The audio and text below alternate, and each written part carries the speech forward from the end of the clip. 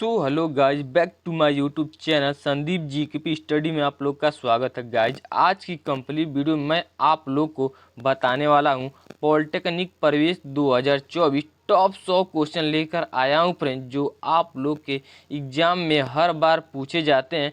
Physics plus chemistry का most important question लेकर आया हूं फ्रेंड्स, जो ये 14वां यूनिट है। अभी तक आप लोगों ने नहीं देखा है, मैंने 13 यूनिट तक करा दिया हूं। तो डिस्क्रिप्शन बॉक्स में प्लेलिस्ट होगा, वहाँ से आप लोग सारे को देख सकते हैं, जो आप लोगों को सरकारी कॉलेज दिलाने में काफ़ी मदद करेंगे। तो चलिए फ्रेंड्स अपनी वीडियो को शुरू करता हूं और आप लोगों को दिखाता हूं। अगर आप लोगों का भी इस तरीके से सपना होगा कि मैं भी एक टॉप राजकीय कॉलेज में मेरा भी एडमिशन हो इन लोगों की तरह, तो आप लोग पूरी वीडियो में अंत तक बने रहेगा। तो चलिए फ्रेंड्स, मैं आप लोग को बता दूं कि मैं भी फ्रेंड्स पॉलिटेक्निक के फाइनल ईयर का स्टूडेंट हूं, जो पिछले 3 साल का एक्सपीरियंस है, जो आप लोगों को हर प्रकार के क्वेश्चन को कंडक्ट करा रहा हूं। सभी प्रकार से आप लोगों को आगे भी नॉलेज मिलेगा कि आप लोग को काउंसलिंग कैसे करना है, कैसे कौन सा कॉलेज बेस्ट रहता है। तो आप लोग जरूर से चैनल को सब्सक्राइब कर लीजिएगा। और चलिए आप लोगों को पहला क्वेश्चन दिखाता हूँ। देखिए पहला क्वेश्चन क्या पूछ रहा है। सारे क्वेश्चन इंपॉर्टेंट है, कहीं न कहीं पेपर में आए हुए क्वेश्चन है। देखिए पहला क्वेश्चन, देखिए फ्रेंड्स क्या पूछ रहा है। देखिए कह रहा है मेंडलीव की आवर्त सारणी में आवर्तों की संख्या है। बताइए, जो मेंडलीव की आवर्त सारणी होती है उसमें आवर्तों की संख्या आप लोग को बताना है। कितना होता है, 7 होता है, 9 होता है, 8 होता है कि 16 होता है। बताइए कितना उसमें आवर्तों की संख्या होती है। तो मैं बता दूं फ्रेंड्स, उसमें आप लोग का 7 होता है। करेक्ट आंसर हो जाएगा, ए नंबर आप लोग का सही हो जाएगा। चलिए आप लोग अगला क्वेश्चन देखिए। अगला क्वेश्चन क्या पूछ रहा है। देखिए कह रहा है हाइड्रोजन हाइड्रोजन को आवर्त सारणी के जिस समूह में रखा गया है वह है। बताइए कौन सा समूह, पहला है, तीसरा है, पांचवा है, सातवां है। कौन से समूह में रखा गया है बताइए। तो मैं बता दूं फ्रेंड्स, आप लोगों का डी ऑप्शन करेक्ट हो जाएगा, 7वें समूह में ही रखा गया है। चलिए अगला भी क्वेश्चन देख लीजिए। तीसरा नंबर क्वेश्चन क्या कर रहा है। नाइट्रोजन का परमाणु क्रमांक 7 है, इसकी एच के सापेक्ष संयोजकता बताना है आप लोग को। बताइए 1 होगा कि 2 होगा कि 3 होगा कि 5 होगा, क्या हो जाएगा। तो मैं बता दूं फ्रेंड्स, आप लोगों का 3 संयोजकता इसकी हो जाएगी, सी ऑप्शन करेक्ट हो जाएगा। चलिए आप लोग को मैं बता दूं फ्रेंड्स, सारे क्वेश्चन जो आप लोग के एग्जाम में आते हैं, सारे क्वेश्चन ऑप्शन वाइज क्वेश्चन रहते हैं। बस आप लोग एक बार भी अगर पढ़े रहेंगे तो आप लोग 100% की फ्रेंड्स आप लोग लगा ले जाएंगे। चलिए अगला क्वेश्चन देखिए, कह रहा है अष्टक नियम प्रतिपादित करने वाले वैज्ञानिक का नाम था। बताइए कौन से वैज्ञानिक थे। बर्जिलियस थे कि बोरबरी थे कि न्यूलैंड थे कि प्राउस्ट थे। बताइए प्राउड थे, कौन थे वैज्ञानिक, क्या हो जाएगा ऑप्शन। तो इसका करेक्ट आंसर आप लोग का सी हो जाएगा, न्यूलैंड थे। ये आप लोग का करेक्ट आंसर हो जाएगा। चलिए आप लोग अगला क्वेश्चन देख लीजिए। 5वां नंबर क्वेश्चन क्या पूछ रहा है।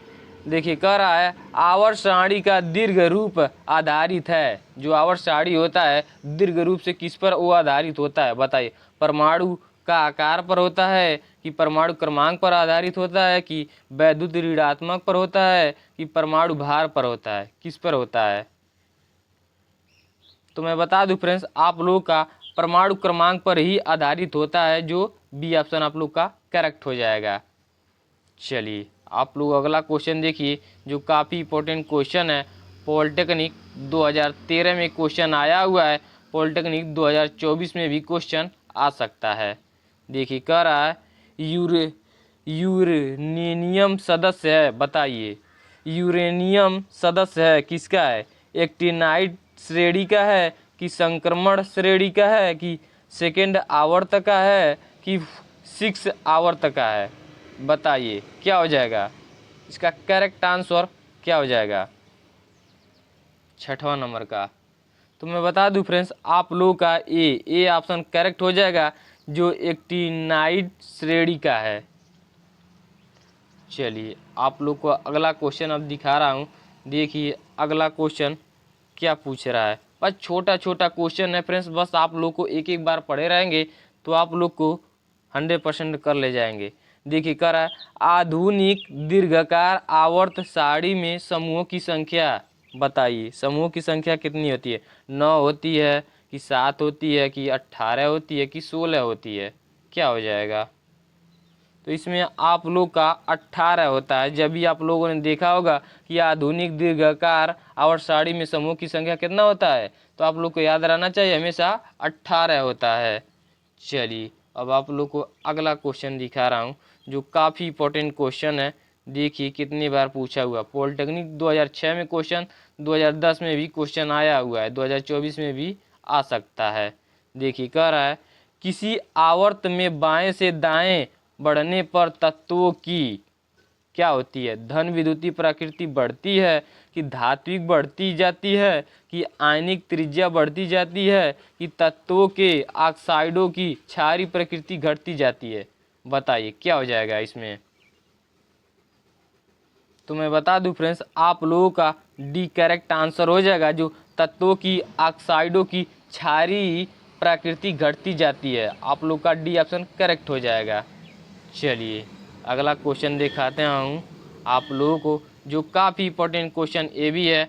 देखिए पॉलिटेक्निक 2009 में क्वेश्चन आया हुआ है, 2010 में आया हुआ है, 2024 में भी आ सकता है। तो सारे इंपॉर्टेंट ही क्वेश्चन है फ्रेंड्स।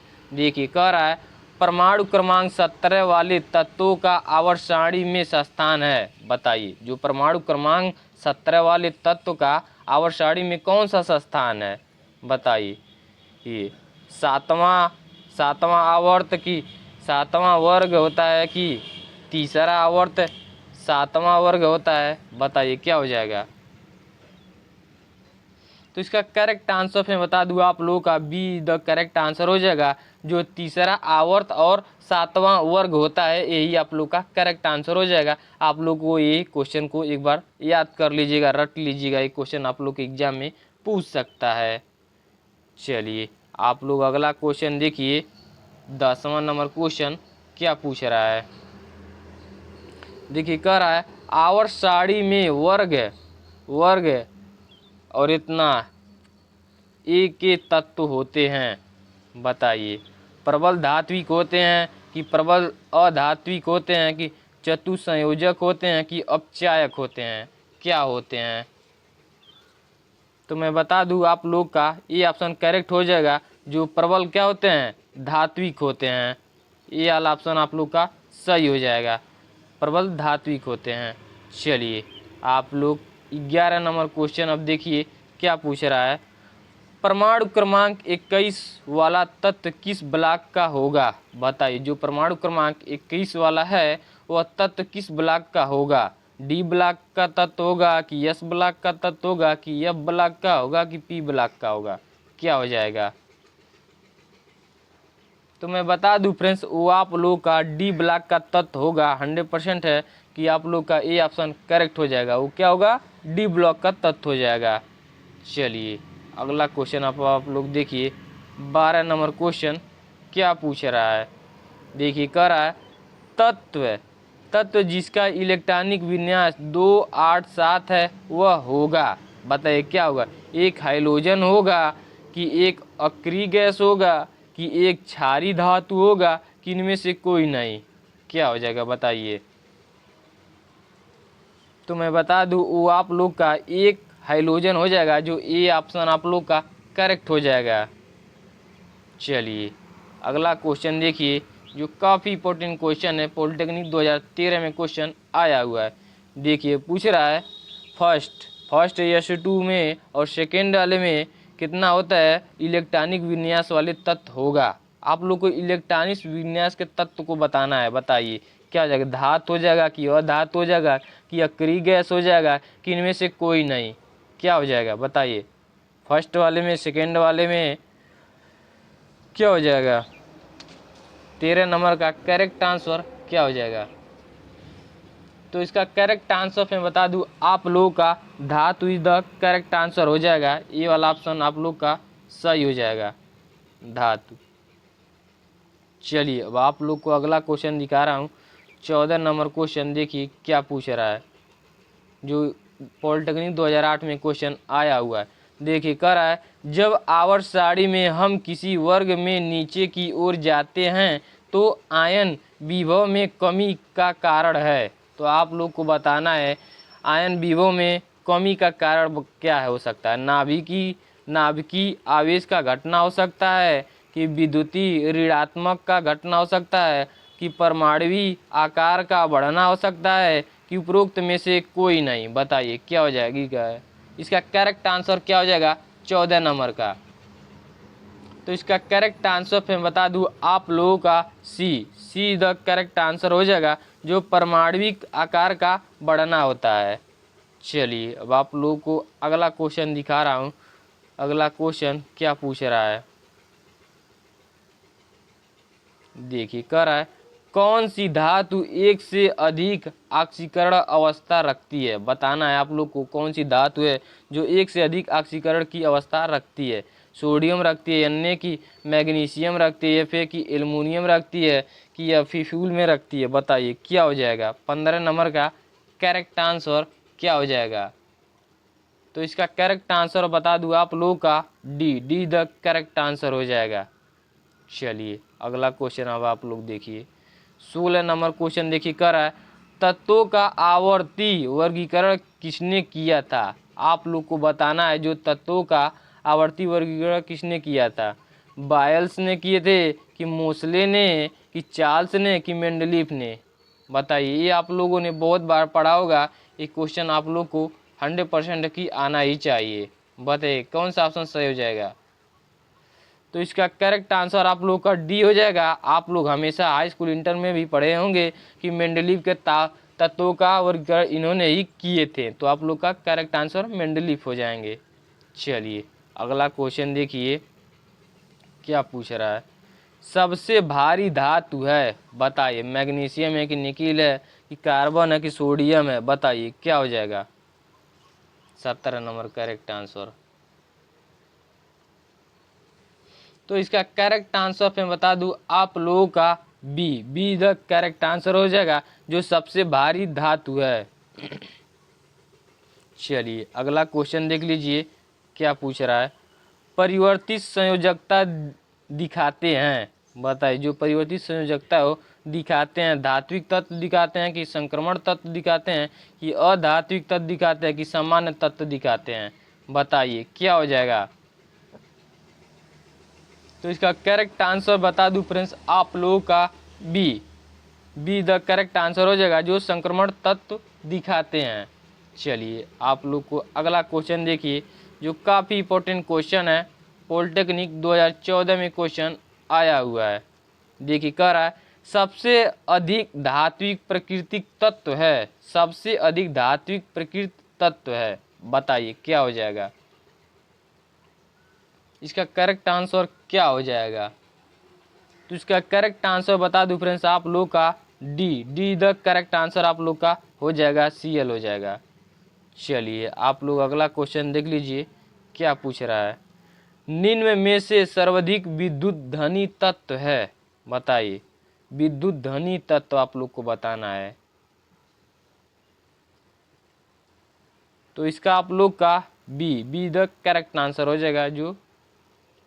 चलिए आप लोग अगला क्वेश्चन देख लीजिए, सबसे हल्की धातु है।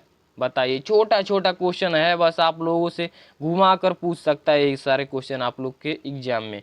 देखिए पूछ रहा सबसे हल्की धातु है। बताइए क्या हो जाएगा, हीलियम, मैग्नीशियम, कार्बन, सोडियम, क्या हो जाएगा।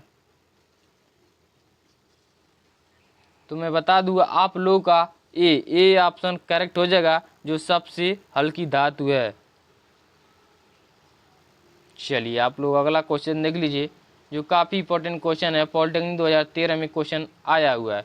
देखिए कह रहा है, निम्न में से कौन सा सबसे कम क्षारीय है। सबसे कम क्षारीय आप लोग को बताना, पोटेशियम है, कि कैल्शियम है, कि बेरिलियम है, कि मैग्नीशियम है। बताइए क्या हो जाएगा इसका करेक्ट आंसर। तो इसका करेक्ट आंसर आप लोग का हो जाएगा बेरिलियम हो जाएगा, जो सी ऑप्शन करेक्ट हो जाएगा।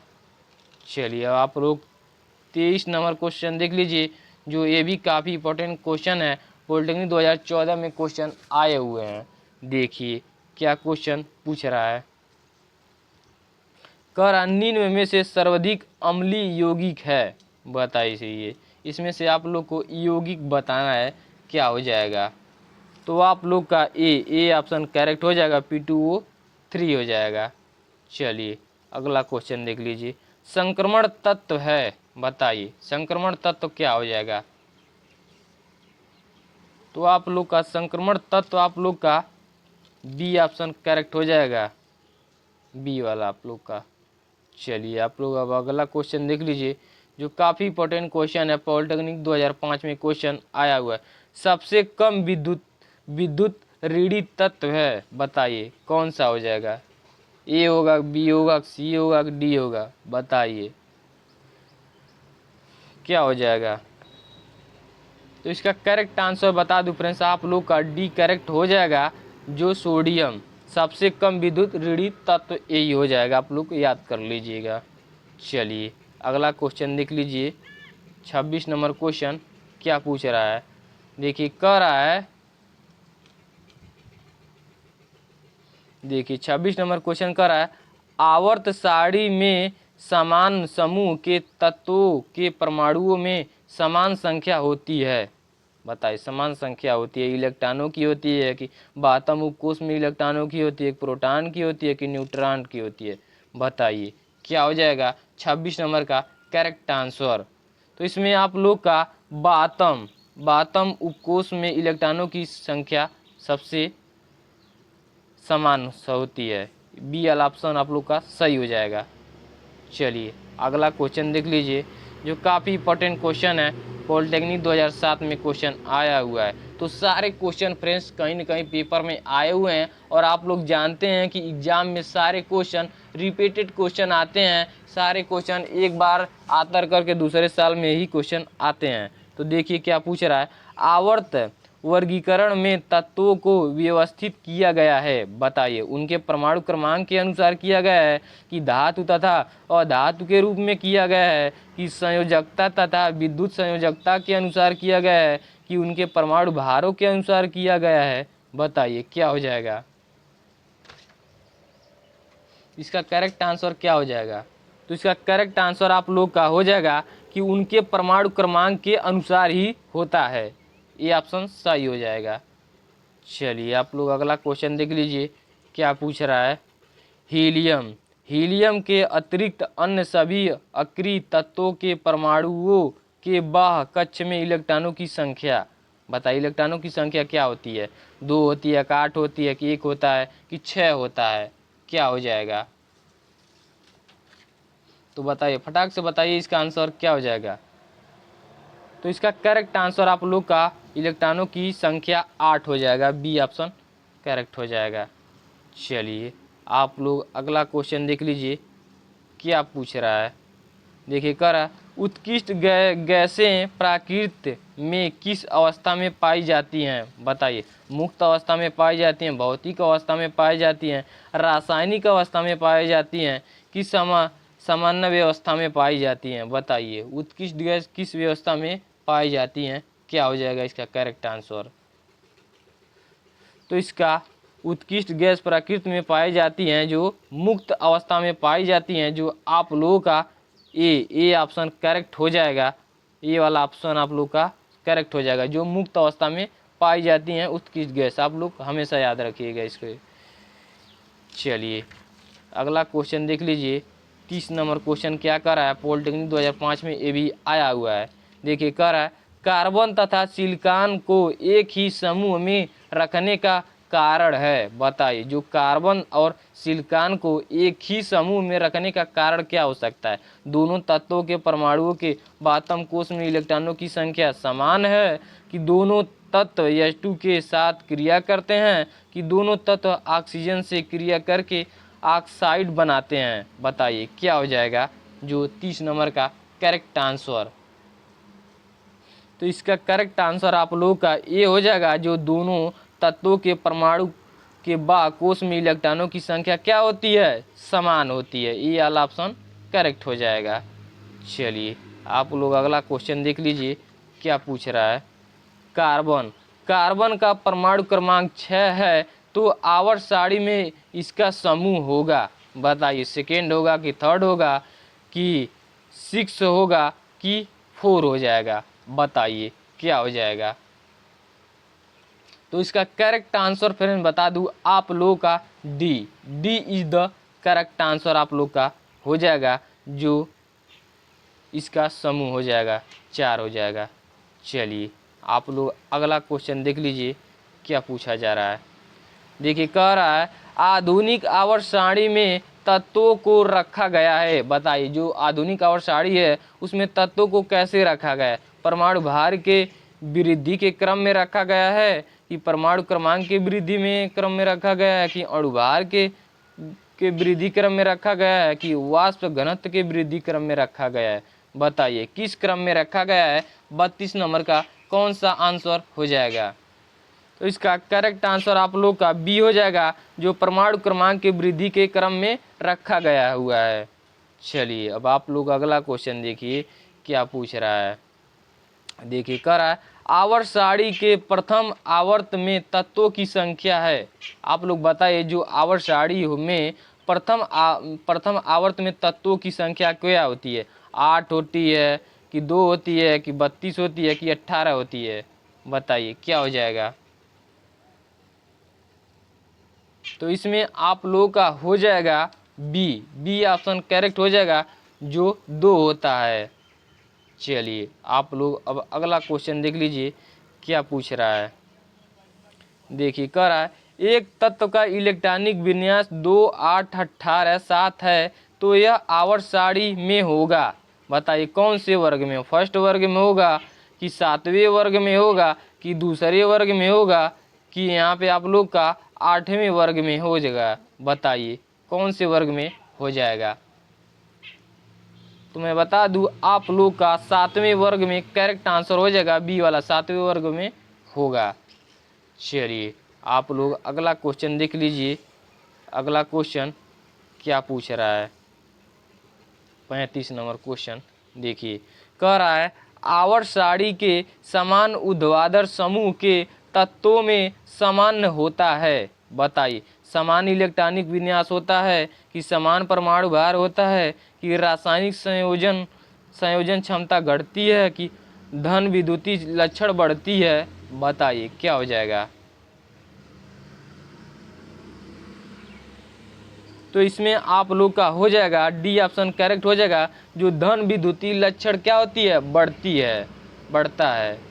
चलिए अगला क्वेश्चन देखिए काफ़ी इंपॉर्टेंट क्वेश्चन है। क्या पूछा जा रहा है मेंडलीव के आवर्त नियम के अनुसार बताइए तत्वों के भौतिक गुण परमाणु भार के आवर्त फलन होते हैं कि तत्वों के रासायनिक गुण परमाणु भार के आवर्त फलन होते हैं। बताइए क्या हो जाएगा मेंडलीव के आवर्त नियम के अनुसार कौन सा आंसर सही हो जाएगा। तो मैं बता दूं फ्रेंड्स आप लोग का डी ऑप्शन करेक्ट हो जाएगा, जो तत्वों के भौतिक एवं रासायनिक गुणों परमाणु भार के आवर्त फलन होते हैं। आप लोग याद कर लीजिएगा यही करेक्ट आंसर हो जाएगा डी वाला। चलिए अगला क्वेश्चन दिखाता हूं मैं आप लोगों को। देखिए अगला क्वेश्चन क्या पूछ रहा है। 37 नंबर क्वेश्चन पढ़िए क्या कह रहा है। देखिए कह रहा है क्षारीय तत्वों का इलेक्ट्रॉनिक विन्यास प्रस्तुत होगा।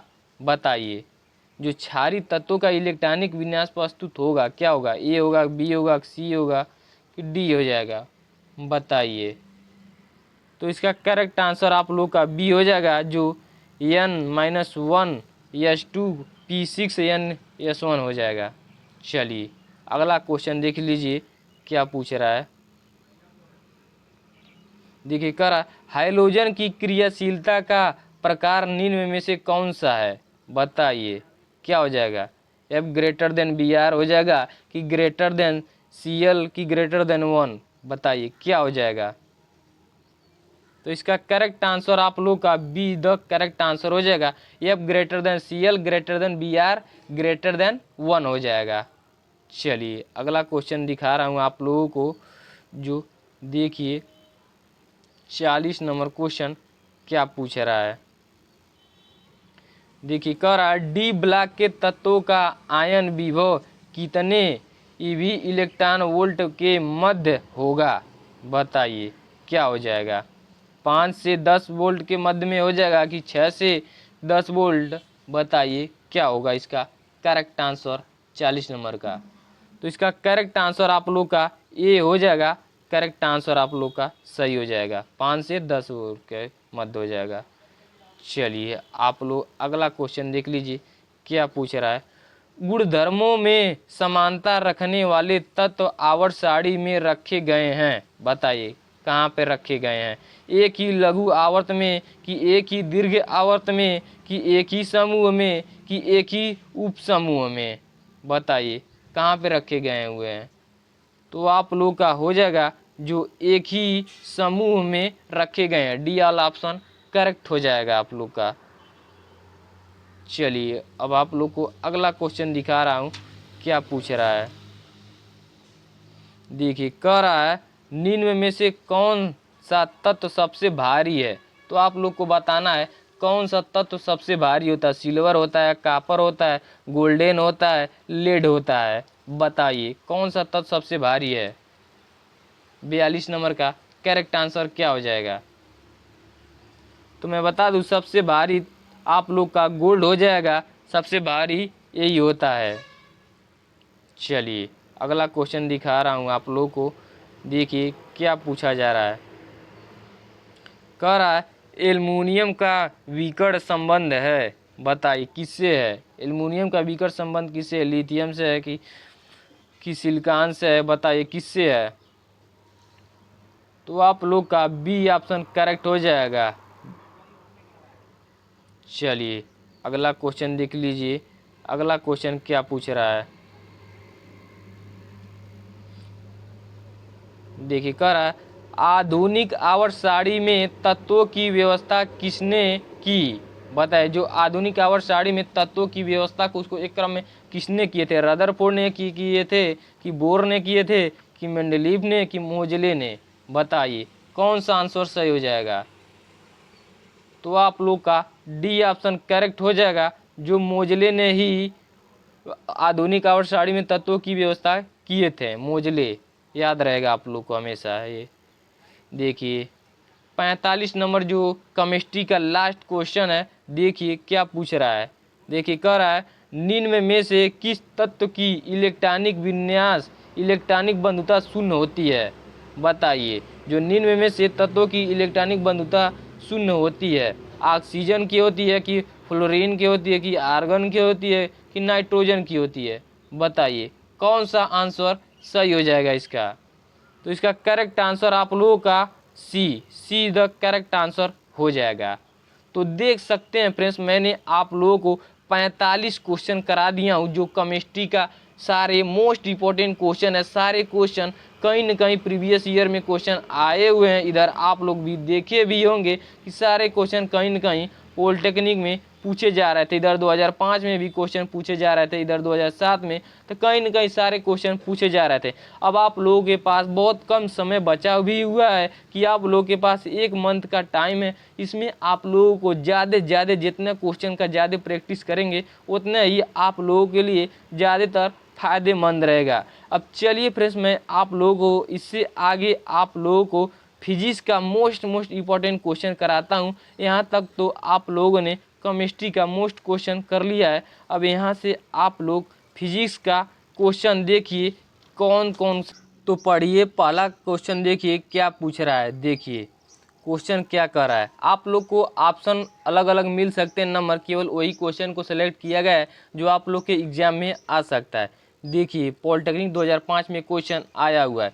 देखिए कह रहा है यदि समतल दर्पण को 10 अंश घुमा दिया जाए तो परिवर्तित किरण घूमेगी। तो बताना है कितने अंश परिवर्तित किरण घूमेगी, 20 अंश पे घूमेगी कि 15 अंश कि 10 अंश कि 30 अंश। बताइए कौन सा आंसर इसका करेक्ट हो जाएगा, कितने अंश पर घूमेगा।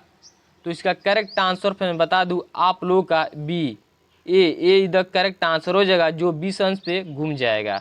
चलिए आप लोग अगला क्वेश्चन देख लीजिए क्या पूछ रहा है। देखिए कह रहा है एक समतल दर्पण 36 से 30 अंश कोण बना रहा है। यदि एक ऊर्ध्वाधर किरण दर्पण से टकराती है तो दर्पण एवं परिवर्तित किरण के मध्य कोण होगा। बताइए, उसके मध्य कोण बताना है आप लोग को। 30 अंश का कोण होगा कि 45 अंश का कोण होगा कि 60 अंश का होगा कि 90 अंश का होगा। बताइए कितने अंश का कोण हो जाएगा। तो इसके बता दूं आप लोग का 60 अंश का कोण करेक्ट हो जाएगा, जो आप लोग का सी ऑप्शन सही हो जाएगा। चलिए अब आप लोग को अगला क्वेश्चन दिखा रहा हूँ, जो काफ़ी इंपॉर्टेंट क्वेश्चन है। पॉलिटेक्निक 1996 में क्वेश्चन आया हुआ है। देखिए कह रहा है, निम्नलिखित रंगों के प्रकाश में से किस रंग के प्रकाश का प्रकीर्णन सबसे अधिक होता है। बताइए कौन से रंग का सबसे प्रकीर्णन सबसे अधिक होता है। लाल होता है, हरा होता है, बैगनी होता है, पीला होता है। बताइए कौन सा आंसर सही हो जाएगा।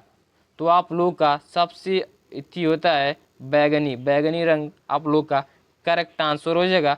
चौथे नंबर का सी हो जाएगा। चलिए अगला क्वेश्चन देख लीजिए क्या पूछ रहा है। देखिए यहाँ पे कह रहा है, समतल दर्पण के सामने एक वस्तु दर्पण से 10 सेमी की दूरी पर रखी गई है।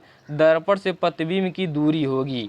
तो आप लोग को दर्पण से प्रतिबिंब की दूरी बताना है। 20 सेमी हो जाएगा कि 10 सेमी होगी कि 30 सेमी होगी कि 40 सेमी हो जाएगी। बताइए क्या हो जाएगा। तो इसका करेक्ट आंसर आप लोग का बी हो जाएगा, जो 10 सेमी हो जाएगी। चलिए अगला क्वेश्चन देख लीजिए क्या पूछ रहा है। सूर्य का प्रकाश कमरे में नहीं पहुंचता है, फिर कमरे में अंधेरा नहीं रहता है। बताइए इसका कारण क्या है। प्रकीर्णन के कारण होता है कि अपवर्तन के कारण होता है कि ध्रुवी के कारण होता है कि इनमें से कोई नहीं। बताइए कौन सा ऑप्शन सही हो जाएगा। तो यहाँ पे आप लोग का डी ऑप्शन करेक्ट हो जाएगा, जो इनमें से कोई नहीं ऑप्शन आप लोग का सही होगा। चलिए अगला क्वेश्चन देख लीजिए क्या पूछ रहा है। देखिए कह रहा है, एक मनुष्य की लंबाई 1.4 मीटर है। उसके अपना पूरा प्रतिबिंब देखने के लिए दर्पण कम से कम लंबाई लेना होगा। बताइए 0.6 मीटर हो जाएगा कि 0.8 हो जाएगा कि 0.7 हो जाएगा। बताइए कितना हो जाएगा। तो आप लोग का सी द करेक्ट आंसर हो जाएगा, 0.7 मीटर हो जाएगा। चलिए आप लोग अगला क्वेश्चन देख लीजिए क्या पूछ रहा है। देखिए कह रहा है, किसी दर्पण से बने प्रतिबिंब का आवर्धन सदैव एक होता है। बताइए क्यों होता है। उत्तल होता है कि अवतल होता है, समतल होता है, ये प्रत्येक में बताइए क्या हो जाएगा। तो आप लोग का हो जाएगा समतल।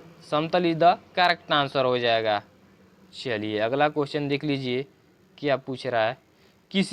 देखिए कह रहा है, किसी वस्तु के प्रदीप्त होने का पता लगाया जा सकता है। बताइए वस्तु को गर्म करके कि वस्तु पर पॉलिश करके, वस्तु को अंधकार में रखकर। बताइए कौन सा ऑप्शन सही हो जाएगा। इसका करेक्ट आंसर हो जाएगा, वस्तु को अंधकार में रखकर ही। सी ऑप्शन आप लोग का सही हो जाएगा। चलिए आप लोग अगला क्वेश्चन देख लीजिए क्या पूछ रहा है।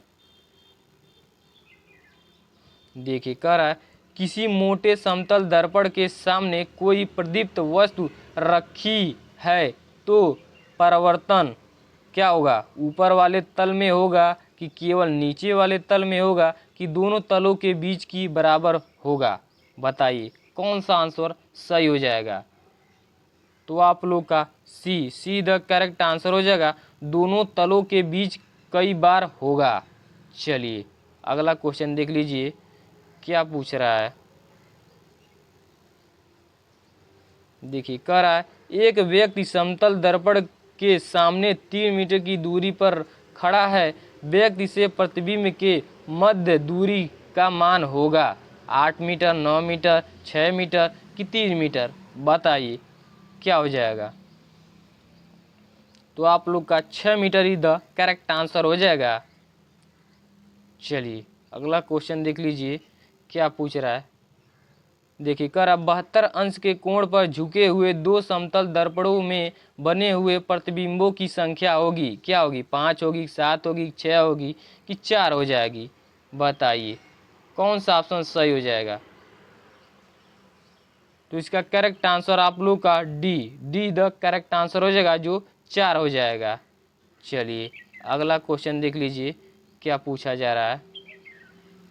एक मनुष्य समतल दर्पण से 3 मीटर प्रति सेकंड की गति से दौड़ रहा है। वह अपने प्रतिबिंब से जिस वेग से दूरी का भाग रहा है वह है। पॉलिटेक्निक 2014 में क्वेश्चन आया हुआ है। बताइए क्या हो जाएगा 14 नंबर का करेक्ट आंसर। तो इसका करेक्ट आंसर आप लोग का ए हो जाएगा, 6 मीटर प्रति सेकेंड हो जाएगा। चलिए अगला क्वेश्चन देख लीजिए क्या पूछ रहा है। एक प्रकाश किरण एक समतल दर्पण पर लंबवत आपतित होती है। परावर्तन कोण का मान होगा 0 अंश, 45 अंश, 50 अंश कि 135 अंश। बताइए कौन सा ऑप्शन सही हो जाएगा 15 नंबर का। तो आप लोग का ए द करेक्ट आंसर हो जाएगा, जो 0 अंश हो जाएगा। चलिए अगला क्वेश्चन देख लीजिए क्या पूछा जा रहा है। निम्न में से किस अक्षर का समतल दर्पण द्वारा पार्श्व परिवर्तन प्रतीत नहीं होगा? बी, एफ, जी, एम। बताइए क्या हो जाएगा। तो इसका करेक्ट आंसर आप लोग का डी हो जाएगा, जो एम हो जाएगा। चलिए अगला क्वेश्चन देख लीजिए। एक प्रकाश किरण समतल दर्पण के साथ 30 अंश कोण बनाती है, आपतित होती है।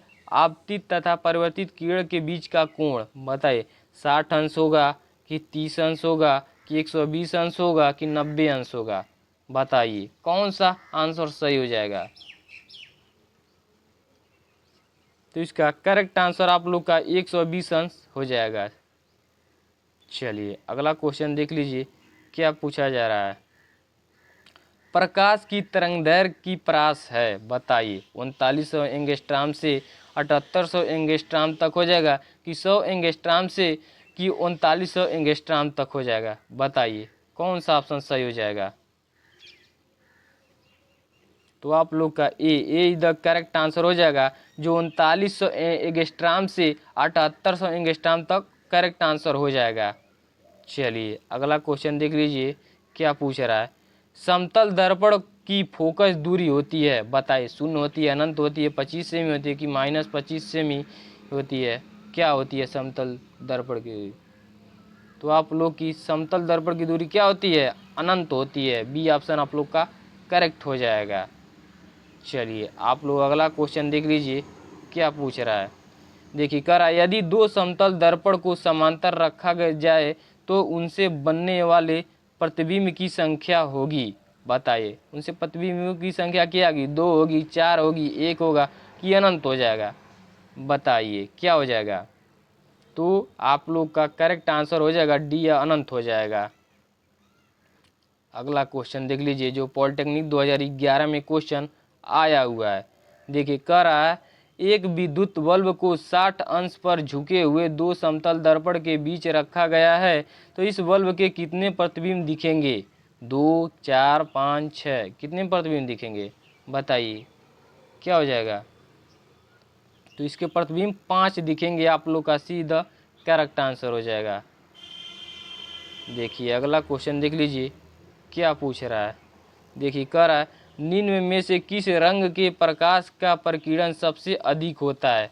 बताइए आप लोगों ने अभी आगे पढ़ा ये होगा क्वेश्चन, उसमें बताइए किसका प्रकीर्णन सबसे अधिक होता है। तो आप लोग का डी द करेक्ट आंसर आप लोग का हो जाएगा। ये आप लोग हमेशा याद कर लीजिए, बैगनी का सबसे अधिक प्रकीर्णन रंग होता है। तो आप लोग बैगनी कहीं भी आएगा तो आप लोग तुरंत इसको सही आंसर मार दीजिएगा। चलिए अगला क्वेश्चन देख लीजिए क्या पूछ रहा है। यहाँ पे देख सकते कह रहा है यदि समतल दर्पण को थीटा कोण पर घुमा दिया जाए तो परिवर्तित किरण घूम जाएगा।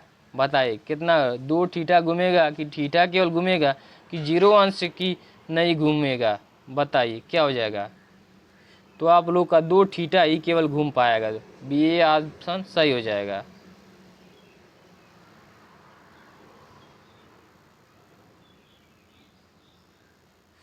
अब लास्ट क्वेश्चन देखिए फ्रेंड्स, आप लोग यहाँ पे क्वेश्चन क्या पूछ रहा है। जो क्वेश्चन पॉलिटेक्निक 2016 में क्वेश्चन आया हुआ है और ये आप लोग का आज के लिए लास्ट क्वेश्चन है। देखिए कह रहा प्रदिश प्रकाश के लिए तरंगदैर्घ्य का प्रास है, बताइए इसका कितना हो जाएगा प्रास। 0.1 एंगस्ट्राम से 100 एंगस्ट्राम तक कि 100 एंगस्ट्राम से कि 4000 एंगस्ट्राम तक, बताइए कौन सा ऑप्शन सही हो जाएगा। तो इसका करेक्ट आंसर आप लोग का सी द करेक्ट आंसर हो जाएगा। 4000 एंगस्ट्राम से आप लोग का हो जाएगा 8 एंगस्ट्राम तक। तो देख सकते हैं फ्रेंड्स, मैंने आप लोगों को सारे इंपॉर्टेंट क्वेश्चन करा दिया हूँ। कहीं न कहीं पॉलिटेक्निक में पूछे हुए हैं और सारे क्वेश्चन आप लोग के एग्जाम में रिपीटेड क्वेश्चन आते हैं, बस थोड़ा बहुत चेंज करके घुमा कर एग्जामिनर आप लोग को पूछ देता है। तो आप लोग इस टाइम पे आप लोगों को सबसे जितने ज़्यादा आप लोग क्वेश्चन का प्रैक्टिस करेंगे उतने आप लोगों के लिए एक फ़ायदा होगा और आप लोगों को भी एक टॉप शानदार गवर्नमेंट कॉलेज में आप लोग का भी एडमिशन हो जाएगा। तो इसी तरीके से फ्रेंड्स मैं हर प्रकार के आप लोगों को क्वेश्चन करा रहा हूँ, प्रीवियस ईयर करा रहा हूँ। अगर आप लोग इस पीडीएफ को भी प्राप्त करना चाहते हैं तो डिस्क्रिप्शन बॉक्स में टेलीग्राम का लिंक है फ्रेंड्स, आप लोग वहाँ से भी इस पीडीएफ को प्राप्त कर सकते हैं। और फ्रेंड्स आप लोग का कोई डाउट होगा तो आप लोग कमेंट बॉक्स में पूछ सकते हैं। तब तक लिए टेक केयर, बाय बाय।